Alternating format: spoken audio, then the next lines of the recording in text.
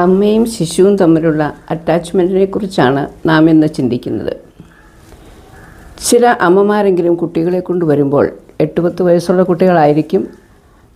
ഇവന് എന്നോടൊരടുപ്പവുമില്ല, അടുത്തിരുത്താൻ ശ്രമിച്ചാൽ ഓടിയകലും, കെട്ടിപ്പിടിക്കാനോ ഉമ്മ വയ്ക്കാനോ തുടങ്ങിയാൽ അതിൽ നിന്ന് വിട്ടുമാറും എന്നിങ്ങനെയുള്ള കമൻറ്റുകൾ കേൾക്കാറുണ്ട്.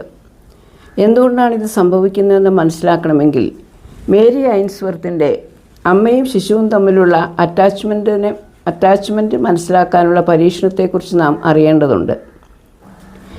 മേരി ഐൻസ്വർത്ത് ശിശുവും അമ്മയും തമ്മിലുള്ള അറ്റാച്ച്മെൻറ്റ് സ്വഭാവം മനസ്സിലാക്കുന്നതിനായി നടത്തിയ പ്രശസ്തമായൊരു പഠനമാണ് സ്ട്രേഞ്ച് സിറ്റുവേഷൻ എക്സ്പെരിമെൻ്റ് എന്നുള്ളത്. 1970കളിലാണ് ഈ പരീക്ഷണം നടത്തപ്പെട്ടത്. ഇതിന്നും മനഃശാസ്ത്രജ്ഞ വിഭാഗത്തിൽ കുട്ടികളുടെ വളർച്ചയെ മനസ്സിലാക്കുന്നതിനായി ഉപയോഗിക്കുന്ന പ്രശസ്തമായ ഒരു പരീക്ഷണമായി നിലകൊള്ളുന്നു.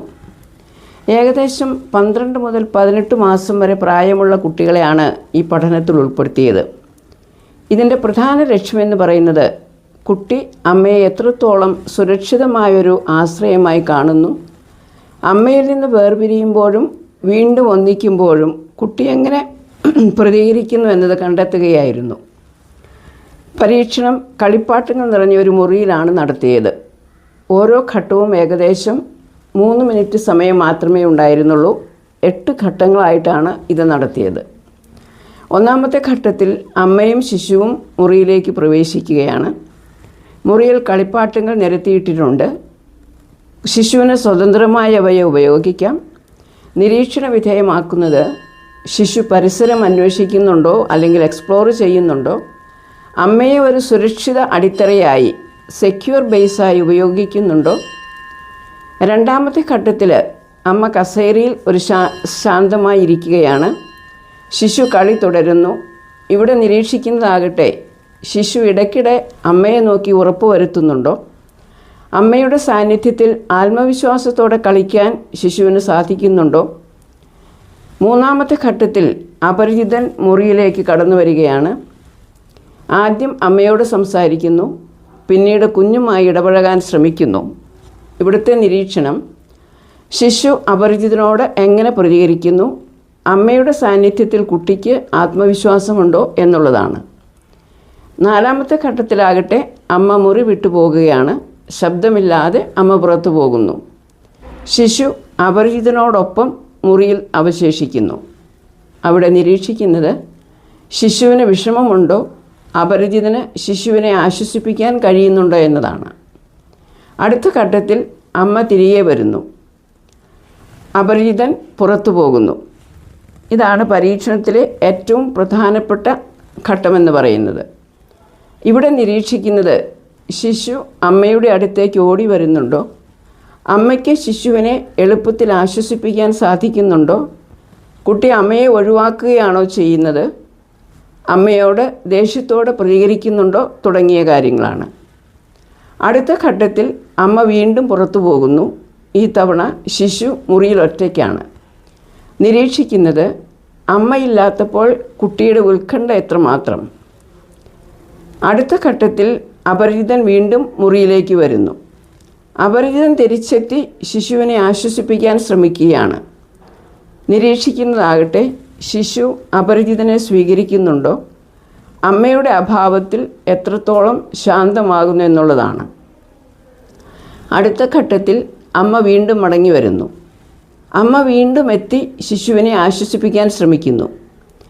ഈ ഘട്ടത്തിലെ പെരുമാറ്റം അറ്റാച്ച്മെൻറ്റിൻ്റെ സ്വഭാവം നിർണ്ണയിക്കാൻ ഏറ്റവും പ്രധാനമായി ഉപയോഗിക്കുന്നതാണ്. ഗവേഷകർ ശ്രദ്ധിച്ച പ്രധാന പെരുമാറ്റങ്ങൾ എന്ന് പറയുന്നത്, ഒന്നാമത്തേത് പരിസരം അന്വേഷിക്കുന്ന രീതികൾ അല്ലെങ്കിൽ എക്സ്പ്ലോറേഷൻ മെത്തേഡ്സ്.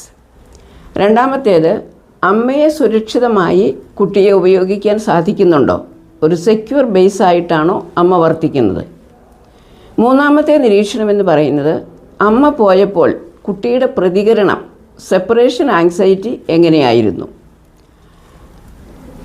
അപരിചിതനോടുള്ള പ്രതികരണം, സ്ട്രേഞ്ചർ ആങ്സൈറ്റി എത്രമാത്രമാണ്. ഏറ്റവും അവസാനമായി അമ്മ തിരിച്ചു വന്നപ്പോൾ കുട്ടിയുടെ പെരുമാറ്റം, റീയൂണിയൻ ബിഹേവിയർ എങ്ങനെയുള്ളതാണ്. ഈ പരീക്ഷണത്തിൽ നിരീക്ഷിക്കാൻ സാധിച്ച അതിൻ്റെ ഫലങ്ങൾ എന്ന് പറയുന്നത് കുട്ടികളുടെ അറ്റാച്ച്മെൻറ്റിനെ 4 വിഭാഗങ്ങളായി തിരിച്ചറിയാൻ സാധിച്ചു. ഒന്നാമത്തേത് സുരക്ഷിത അറ്റാച്ച്മെൻറ്റ് അല്ലെങ്കിൽ സെക്യൂർ അറ്റാച്ച്മെൻറ്റ്.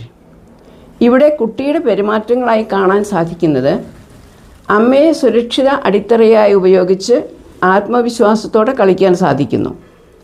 അമ്മ പോയാൽ വിഷമിക്കും, അപരിചിതനേക്കാൾ കൂടുതലായി അമ്മയെ തിരഞ്ഞെടുക്കും. അമ്മ തിരികെ വരുമ്പോൾ ഉടൻ സമീപിച്ച് ആശ്വാസം തേടും. ആശ്വസിച്ചതിന് ശേഷം വീണ്ടും കളിയിലേക്ക് മടങ്ങും. ഇവിടെ അമ്മയുടെ സ്വഭാവം അല്ലെങ്കിൽ കെയർ ടേക്കറുടെ സ്വഭാവം എന്ന് പറയുന്നത് കുട്ടിയുടെ ആവശ്യങ്ങളോട് സ്ഥിരതയോടെയും സ്നേഹത്തോടെയും പ്രതികരിക്കുന്ന ആളാണ്. രണ്ടാമത്തെ അറ്റാച്ച്മെൻറ്റ് രീതി എന്ന് പറയുന്നത് ഇൻസെക്യൂർ അവോയ്ഡൻ്റ് അറ്റാച്ച്മെൻറ്റ് അല്ലെങ്കിൽ ഒഴിവാക്കുന്ന അറ്റാച്ച്മെൻ്റാണ്. ഇവിടെ കുട്ടിയുടെ പെരുമാറ്റം അമ്മ പോയാലും വലിയ വിഷമം കാണിക്കുന്നില്ല. കാരണം ഇവിടുത്തെ ഏറ്റവും വലിയ പ്രത്യേകത എന്ന് പറയുന്നത് അവോയ്ഡൻസ്, ഒഴിവാക്കലാണ്. അമ്മ തിരിച്ചു വന്നാലും അവഗണിക്കുകയോ ഒഴിവാക്കുകയോ ചെയ്യും. അപരിചിതനോടും അമ്മയോടും ഒരേ രീതിയിൽ പെരുമാറും. പരിചാരകൻ്റെ അല്ലെങ്കിൽ കെയർ ടേക്കറുടെ അമ്മയുടെ സ്വഭാവം എന്ന് പറയുന്നത് കുട്ടിയുടെ വികാര ആവശ്യങ്ങളെ പലപ്പോഴും അവഗണിക്കുകയോ പ്രതികരിക്കാതിരിക്കുകയോ ചെയ്യുന്നു. മൂന്നാമത്തെ തരത്തിലുള്ള അറ്റാച്ച്മെൻറ്റ് ആങ്ഷ്യസ് അറ്റാച്ച്മെൻറ്റ് അല്ലെങ്കിൽ ഉത്കണ്ഠാപരമായ അറ്റാച്ച്മെൻ്റാണ്. ഇവിടെ കുട്ടിയുടെ പെരുമാറ്റത്തിൻ്റെ പ്രത്യേകതകൾ എന്ന് പറയുന്നത് അമ്മയെ വിട്ടുമാറാതെ പിടിച്ചു നിൽക്കും. അമ്മ പോയാൽ അതീവ ദുഃഖം പ്രകടിപ്പിക്കും. അമ്മ തിരികെ വന്നാൽ ആശ്വാസം തേടുകയും അതേസമയം ദേഷ്യപ്പെടുകയും ചെയ്യും. എളുപ്പത്തിൽ ശാന്തനാക്കാൻ സാധിക്കില്ല. അമ്മയുടെ സ്വഭാവത്തിൻ്റെ പ്രത്യേകതകൾ ചിലപ്പോൾ വളരെ കരുതലോടെ പ്രതികരിക്കുകയും ചിലപ്പോൾ അവഗണിക്കുകയും ചെയ്യുന്ന സ്ഥിരതയില്ലാത്ത അല്ലെങ്കിൽ ഇൻകൺസിസ്റ്റൻ്റ് ബിഹേവിയറാണ്. അവസാനത്തെ അറ്റാച്ച്മെൻ്റ് എന്ന് പറയുന്നത് ക്രമരഹിത അറ്റാച്ച്മെൻ്റ് അല്ലെങ്കിൽ ഡിസോർഗനൈസ്ഡ് അറ്റാച്ച്മെൻ്റ് ആണ്. ഇവിടെ കുട്ടിയുടെ പെരുമാറ്റത്തിൻ്റെ പ്രത്യേകതകളായി കാണുന്നത് വ്യക്തമായൊരു പെരുമാറ്റ രീതി കാണിക്കുന്നില്ല. അമ്മയുടെ അടുത്തേക്ക് വരുന്നതിനിടയിൽ നിൽക്കുകയോ തിരിഞ്ഞു പോവുകയോ ചെയ്യാം. ഭയവും ആശയക്കുഴപ്പവും പ്രകടിപ്പിക്കും. ചിലപ്പോൾ അമ്മയെ ഭയപ്പെടുന്നത് പോലെയും പെരുമാറും. കെയർ ടേക്കറുടെ അല്ലെങ്കിൽ അമ്മയുടെ സ്വഭാവത്തിൻ്റെ പ്രത്യേകതകൾ കുട്ടിക്ക് സുരക്ഷയും ഭയവും ഒരേ സമയം നൽകുന്ന തരത്തിലുള്ള പരിചരണം. ഉദാഹരണം, അബ്യൂസീവ് ആയിരിക്കുക, ഭീഷണിപ്പെടുത്തുക, ഗുരുതരമായി അവഗണിക്കുക.